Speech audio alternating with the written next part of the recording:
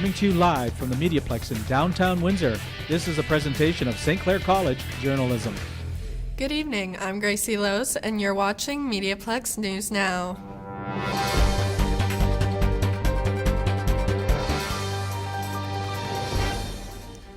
As we begin another year of broadcasting, our community partner Crime Stoppers is someone we've joined to do our part in helping to keep the public safe. Here's their report.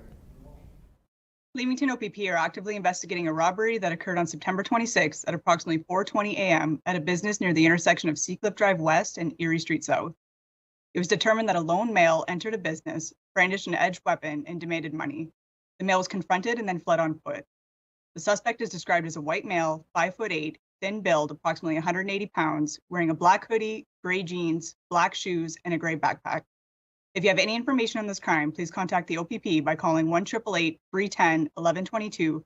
Should you wish to remain anonymous, call Crime Stoppers at 519-258-TIPS or leave a tip online at catchcrooks.com. I'm Police Coordinator Sarah Werstein. Let's head outside where Zach is enjoying the nice weather. Zach, are you wearing sunglasses? Well, yes, I am, Gracie. It is very bright out here at the corner of University and Victoria. It's also a little warm, too.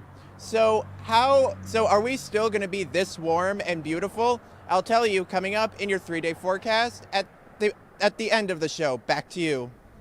September 30th was the second annual Day of Truth and Reconciliation in Canada.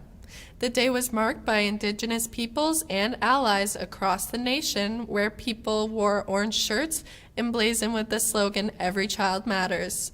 Soa Asfahani has the story. Truth and Reconciliation Day is a federal holiday which recognizes and honors the children who never returned home after being sent to residential schools. And this day is very special to me. My dad, my grandmother all went through residential schools. Lost a lot. And the meaning for this day for me is pretty big. My grandfather ran away from residential school in grade 3.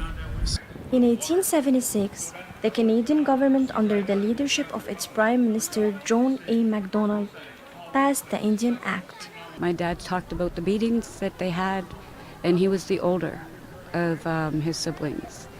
And I've seen the scars on his hands. Batok Statter has lost many relatives who attended residential schools. I would be here to give recognition to this day. Like the orange shirts that we wear, it means it's a loss of identity. Lush confirmed that many of the children who attend residential schools were taken by force or were kidnapped by government officials. Parents who withheld their children or who tried to remove them from the schools faced arrest and imprisonment. It's very important for all Canadians to know what happened in the schools so that we can try to never let it happen again, and just have all the future generations know the history of residential schools. Yen is working with Scana Family Learning Center. Today, I join with all Canadians on this National Day for Truth and Reconciliation to reflect on the painful history that Indigenous people faced in residential schools in Canada. Soha Asfahani from Kings Navy Yard Park, Amherstburg to MediaPlex News Now. In the process of slowing the spread of COVID-19 over the last 2 years, Transit Windsor rolled back one of the many measures riders have gotten used to. Mackenzie Adams reports. I am standing here outside of Windsor Transit, where mandatory mask mandates have been lifted. As of October 1st, passengers are no longer required to have a mask on while riding. Windsor Transit is advising passengers to wear a mask when unable to maintain distance. I think it's good that it lifted it. It should have been lifted a long time ago. I think it was one of the last cities in Canada to lift the mandate, so it's great that it was lifted. I felt happy after realizing and hearing about from everyone that without mask we are allowed to use the transportation, and that's good for me. Most mask mandates were lifted on June 11th, but Windsor Transit continued the mandatory rule through the summer. With regulations lifted, Windsor Transit is expecting to see more passengers on the bus. For MediaPlex News, I'm Mackenzie Adams. With COVID in the rearview mirror, a lot of places once in a standstill are now back in motion. One such place is a local arts group opening its doors to the public. Manavi Shetty has more. The Art and Culture Alliance reopens their door. After COVID, many artists are getting back on their feet. The organizers believe they have to restart their journey. The organization is struggling because without members and programs, they drop off. Liano Mashentra is the executive director. It's slow. The studio tour wasn't the only thing happening this weekend, but we're back. We've reestablished our foothold. Our branding is back in place, and we're moving forward. Next year, they're planning to get a few hundred artists participating over the weekend. I am Manavi Shetty from MediaPlex News. With colder temperatures coming soon, you may consider visiting a farmer's market this weekend. Kayla Tarnowski tells how these events are more than a season staple. Starting a business is never easy, but the Windsor Farmers Market is giving new entrepreneurs the boost they need. The market gives vendors more than just a platform and a free space. It also opens up new opportunities. It's a good way to network, and you're not just networking with potential customers, you're networking with other vendors. So I've paired up with some vendors like the Mush Hub, and I made a pie. And so I promoted them, saying I have mushrooms in here from the Mush Hub, and they promoted me. So it works that way too. So you're not just meeting potential new customers, you're meeting potential vendors who can help your business also. Andrew Braithwaite, the co-owner of Soap Chef, says the market is part of the reason his shop has done as well as it has. The market bringing in new customers and therefore more sales. Obviously sales is a big part of it because the more people coming in, the more sales you're making, but in turn those people are coming back and buying from you again over and over again. Every weekend they have new and returning vendors, each selling their own unique product, from barbecue sauce to necklaces. The downtown Windsor Farmers Market has been going on for over a decade now and has helped many local businesses get their start. The market is open every Saturday from 8 a.m. to 1 p.m. on Phillipson Street in Maiden Lane. My name is Kayla Tarnowski and I'm from MediaPlex News. We love working with CJAM, and so we invited them to our studio. Let's have a look. I'm here with Carly Schweitzer and Alex Selleck from CJAM Radio. Thank you so much for being here, both of you. Oh, thanks, Zach. So tell us about what you do. Yeah, so as station manager, I'm in charge of all things CJAM, whether it be programming, new volunteers, writing grants, or doing PR stuff like this. So how long have you guys been running? Yeah, so CJAM has actually been around for many years. We first started in the 50s as a record listening club, and we gained FM status in 1983. So what kind of things have you guys been able to do in that time? Oh, wow. So we have a variety of programming, whether it be talk radio, music shows. We host events in the community, whether it be actual music shows that we kind of host and help facilitate. But then we also have awesome community partnerships like this one. How have you guys grown since then? Yeah, so CJAM, like I said, we started out as a really small listening club. We were an AM station for a little while, and then, of course, we turned to FM in 1983. So next year we'll be celebrating our 40th anniversary. So will you guys talk about your partnerships with the MediaPlex? Yeah, absolutely. So the MediaPlex is a really great tool for students here to be able to get their voices live on the radio at CJAM. So as you know, Zach, every Friday we host a MediaPlex Live, and some of our students have joined us for the summer as well. What does it mean for you? So CJAM, I just love how we partner with many different places in the community, and we're not just about what's on air, we're about connecting with community members and really getting out there. Alrighty, well, thank you so much, both of you, for being here. Vincent Georgie is a friend of the Plex, and that makes us a friend of Whiff, so we invited him to stop by. The Windsor International Film Festival is back in person after a 3-year hiatus. In October, Windsor's downtown will welcome filmmakers from all genres of filmmaking. And if previous years are any indication, tens of thousands of people will line up to see films being offered this year. One of the people deciding what we will see this year is Vincent Georgi, Executive Director of WIF. So Vincent, we heard there's some breaking news regarding WIF. Yes, we're really happy to share publicly that we received $500,000 from the federal government in support of WIF and its giant return post-pandemic, and we're very proud of that. Thank you. That's wonderful. What is your involvement in the Windsor International Film Festival? Sure. So I'm the executive director, so I lead all things business affairs. I'm also the chief programmer, so I lead all of the content selection and curation. Awesome. How long has WIF been around? It's been around 18 years. And how long have you been a part of it? I've been there 13 years. Yeah. The festival's already up and rolling for 5 years before I moved to Windsor. Very exciting. Tell us a little bit about WIF is and who it's for. Sure. So we're the Toronto Film Festival's biggest partner for Canada. So we, show films from around the world, about 30 countries, and our goal is really to show films for everybody. We do 4 screens at a time. So maybe be playing a sports film on one screen, and a documentary that'll change your life on another screen, and maybe a horror film on another screen, and then a rom-com on another. It's really meant for everybody. That's wonderful. How has WIF changed over the years? It's changed certainly in many ways. I'd say on the technology side, we used to show films on 35 millimeter, and the technology totally changed. So now all of our films are digitally presented. That's a huge change. And also audience. Our audience has grown, and people are coming around actually from around Canada to the festival, and also more from the U.S. When I first joined, we were selling about 2,500 tickets, and this coming year we expect to sell about 45,000. Wow, that's a great turnout. It is. What does WIF look like this year? This year, it's our biggest festival ever. We're at 11 days, so it's a longer festival, which we're excited about. Got a few surprises, some major films as well that we'll be announcing shortly, some major titles coming to Windsor, also ahead of theaters. Yeah, very exciting. What's new and exciting?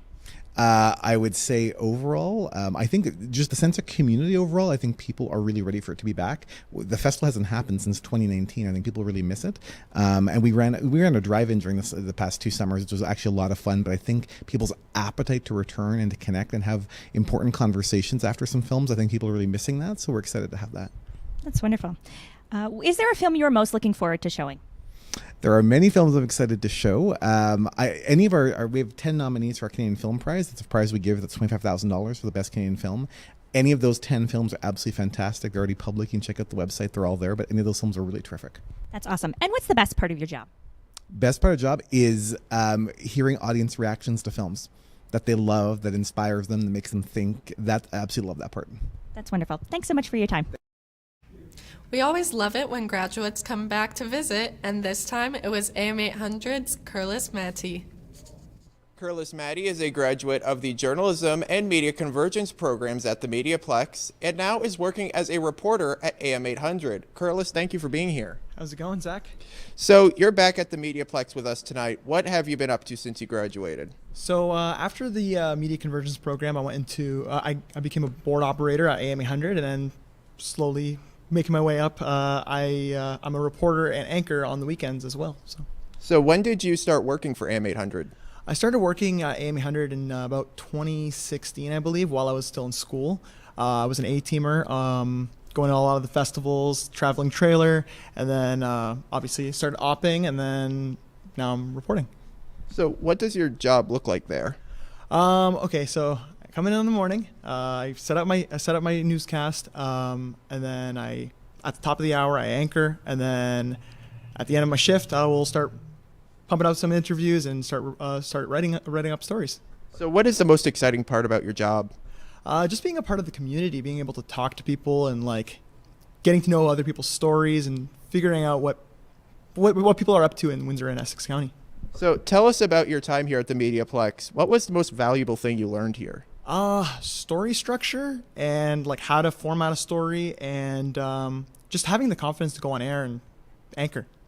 How has what you learned here translated to your job at AM800? I mean, there's a lot of. I feel like the MediaPlex is like the foundation. I feel like I have a lot of things to learn, but this place was the foundation of how I learned how to interview people, write stories, and go on air. All right, Curlis, thank you so much for joining us this evening. All right, thank you. It's time to look at our forecast, so let's go down to our friendly neighborhood weatherman, Zachary Ballog.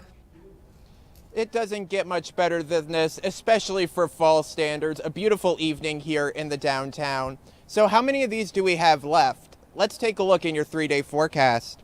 Sunny and 24 degrees. On Wednesday, Thursday, a mix of sun and clouds and a high of 21. Friday, a chance of showers and a high of 11.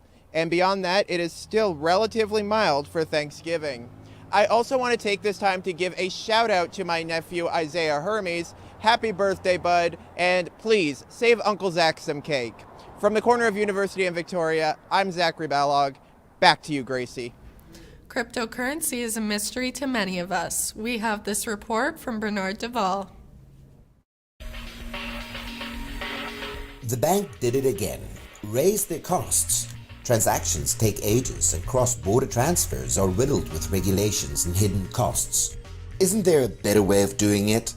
An increasing number of people are raising this question. Cryptocurrency, best known for Bitcoin, is attempting to offer a solution. But what does it offer? It's anonymous, quick or quicker than online transactions, operates on basically incorruptible software called blockchain. It's regulated by users and not the bank or government, and up to now, not taxed. Here in Windsor, Ontario, 3 different entrepreneurs specialize in the 3 different components of cryptocurrency.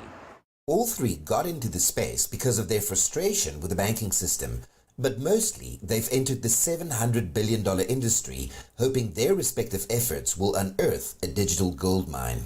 Kevin Roy, a builder by trade, mines cryptocurrency as a hobby. Well, mining is working for a reward. You want to plug in as much hashing power as you have, send it towards a coin, and you get compensated in that currency. Ian France markets and sells a coin called ProCurrency, created for a developing online shopping platform. For a coin to truly be successful in a currency, it needs users, usability, and a purpose. Joshua Ndolo, a University of Windsor economics graduate, launched the company Amani. They use the open source technology that underpins all cryptocurrencies called blockchain. We allow for cross-border transactions between 2 parties, and it's very economical. It costs about $3 when a bank would take $80. Takes you about a day when a bank would take 3 to 4 business days. Dr. Muharrem Kanyev, University of Windsor Associate Professor of Law, has his reservations about the sudden rise of this trending, unregulated private currency. What advantages does a cryptocurrency offer an ordinary consumer, and what value proposition does it provide an ordinary consumer that an existing fiat or national currency does not have? Similar questions were asked of disruptive and mostly unregulated innovations such as Airbnb and Uber, taking a combined bite of almost $1 trillion out of their respective legacy industries. Will cryptocurrencies do the same to the banking system? Cryptocurrency is not the first private currency, and there's a reason why they vanished. Why did government get into the currency producing business in the first place? Government didn't get into this business because they wanted to get into this business or curb freedoms. They had to get into this business because there was too much economic uncertainty involved with private currencies in the past. If it bothers you, paying 40 cents for a cup of coffee in the morning and $4 that same afternoon, advocates for cryptocurrency won't just say you're getting it wrong. They'll say you're just not getting it. Let's take a step back. Where does cryptocurrency come from and how does it work? We'll use Bitcoin as an example. A number of Bitcoins were released by the maker. As the coins are traded, the transactions are encrypted onto a ledger. The process of encryption is performed by miners whose computers solve these encryption problems called hashes. The computer that solves the transaction block first is rewarded for its efforts with a predetermined amount of Bitcoin. The transaction blocks on Bitcoin take a minimum of 10 minutes to solve. To create a fake one, you'll need to start right from the beginning. It can never catch up to the one everyone agrees is the right one. Roy grew a profitable mining operation. The equipment he bought online with digital currency with proceeds from mining. Yeah, well, I just mine whatever's most profitable at the time. There's a calculator online. Basically, it tells me what's most profitable like at that moment. He's been averaging around $1,200 per month. Roughly 25% goes towards electricity. As long as I've been in it, it's profitable. You can make 10 times the profit one day, and then a month later, you're making a tenth. It's pretty much a game of throw the most hardware and money at it and you get a return. It was essentially designed to serve the interests of vendors. Roy doesn't agree with Kanye that it's all a vendor-centric model with little or no value to the average customer. But then Roy isn't the average customer. So if I want to go out for dinner, I can go on a site called coincards.ca and buy a gift card for just about anywhere in Canada with crypto. Restaurants, Home Depot, bookstores. Bitcoin only has value because people decide it has value. No one understands this better than entrepreneur Ian France. Now it's just a matter of being able to implement a day-to-day currency that people can use. There's 1,500 coins that are sitting out there, and I would venture to say that 1,400 plus are crap. The iPro network sells incentivized investor packages ranging from $100 to $6,000. Half of the value of your investment is given back to you in the form of pro currency. Investors are educated in how to open online storefronts where the pro currency is slowly introduced in the form of a rebate system. They've combined this currency with the education to teach people to open their own stores, accept the coin as well, along with all the major retailers. So they've developed this ecosystem to keep people there utilizing the coin. The coin's success relies on mass buy-in. France realizes that for this to happen, he needs to forsake some of his libertarian leanings. I believe that some sort of centralization, some form of regulations will benefit the actual overall digital currency industry. In the long term, the problem that might arise in a scenario where online storefronts only accept pro currency is monopolization, where the store is the bank, is the user's online wallet and exchange. Are we simply exchanging one set of intermediaries with another? All cryptocurrencies are trying to become more consumer-centric. A central characteristic of technological development, however, is its unpredictability. There's a development of blockchain technology which is something quite apart from the cryptocurrency aspect. And I think that is what is going to have more staying power in the long run. The potential of this digital innovation was embraced by Joshua Ndolo, the Kenyan national who came to the University of Windsor on an athletics scholarship to study economics. There was no easy way of transferring money to and from Africa. So I said, why not just try and build an app by myself with my friends? And that led to Amani. Clients have jumped at the chance of doing cheap blockchain-supported transactions on their platform. Ndolo acknowledges that cryptocurrencies are currently a speculative and dangerous trend. Because if you have so many people buying into this trend, buying into this craze, you inflate the price, and that could lead to a lot of misfortune.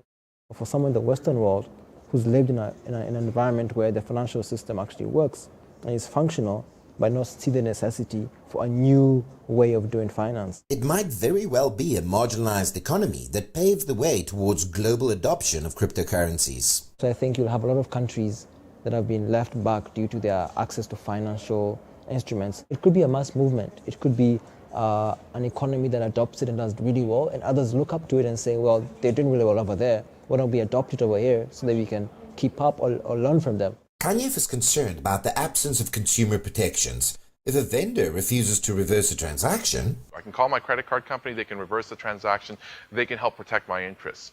If I'm buying something with cryptocurrency, I'm essentially sending cash in the mail. And I don't necessarily know who I'm doing business with. But to Ndolo, that's exactly the purpose of peer-to-peer self-regulation. So anybody who's unethical, anybody who's immoral performing transactions will all be able to spot you and maybe stop doing business with you. Until now, the banks had been doing that. They would check who was fraudulent, they would check all this stuff, but now they don't need to. We can do it for ourselves. The anonymity and absence of a central regulator are what make investing and using cryptocurrency attractive. It's not impossible that this libertarian utopia can come crashing down in the wink of an eye. If this becomes more widespread, and if this looks like that it's going to be a vehicle for tax evasion or excessive tax avoidance, then governments will become involved. The nature of the internet and blockchain is open source and self-regulated, instantaneously evolving sharing platforms. Their very existence is completely dependent on an inclusive and active participatory user community. Out of these reciprocal interactions, a consensus is reached on the value of cryptocurrency.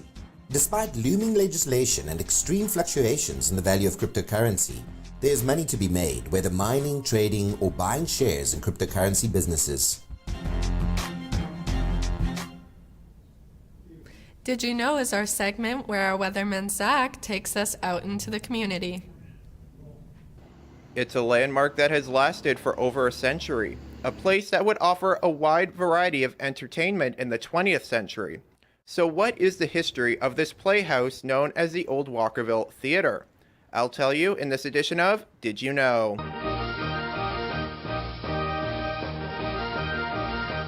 According to oldwalkerville.com, the Old Walkerville Theater was designed by the same architect who designed Detroit's Fox Theater. This place was built between 1918 and 1920, and it opened on September 20th of that year. Now, this place has been many things, but it will always remain a staple here in the Old Walkerville neighborhood. According to their website, in the 1930s, the Old Walkerville Theater, then known as the Tivoli, enjoyed great success by offering both silent movies and vaudeville acts, as it was illegal to show movies on Sundays. This guaranteed it an audience every day of the week. The more you know. For MediaPlex News, I'm Zachary Ballog. And finally tonight, here's a look at the MediaPlex from people who study and work here.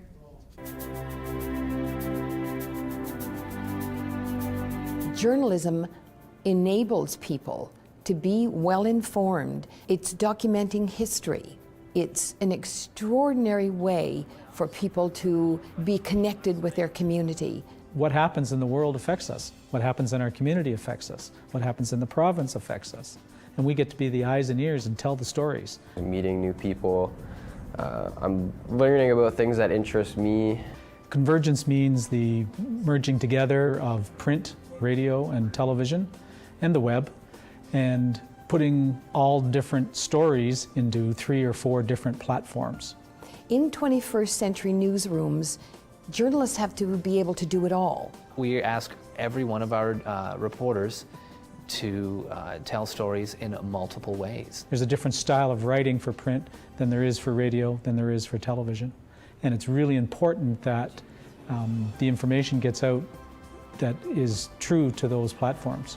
We are one of the few, if not the only, program that is actually taking students to a live broadcast and giving them that opportunity and that experience. I find that the students that come out of St. Clair College are already at or above where some of our broadcast employees have been. I made the greatest decision I could 2 years ago by choosing this program because I have learned so much. I would hands down recommend the program to someone considering it. Based on literally hundreds of interns I've seen over the years, St. Clair students are better prepared. I think it's that very comprehensive curriculum that we have that creates converged journalists that sets this journalism school apart.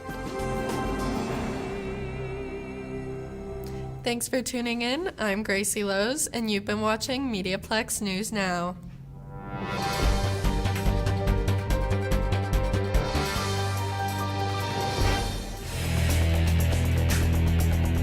MediaPlex News Now is a production of the St. Clair College Journalism Program.